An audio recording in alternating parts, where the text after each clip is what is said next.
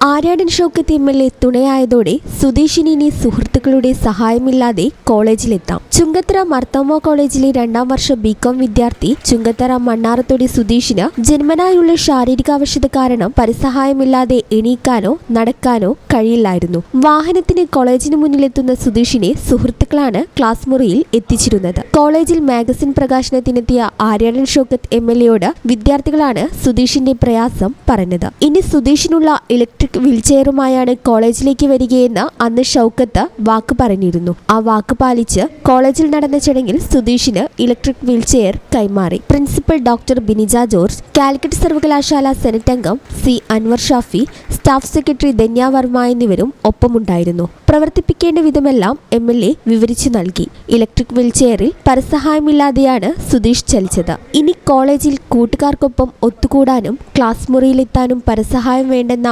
ആത്മവിശ്വാസത്തിന്റെ സന്തോഷത്തിലാണ് സുധീഷ്. ഈ channel news, Nilambur.